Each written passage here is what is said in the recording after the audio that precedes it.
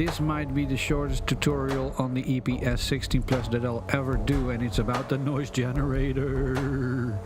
So let's create a new instrument, let's create a new layer, and let's create a new wave sample.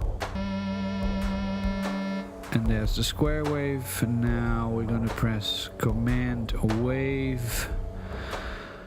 And we're going to scroll down 4 menus to the synthesized loop function and press yes. Use default values, yes.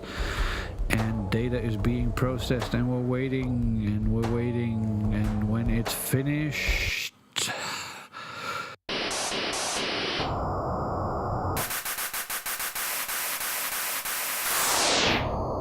there's your noise generator. Ow.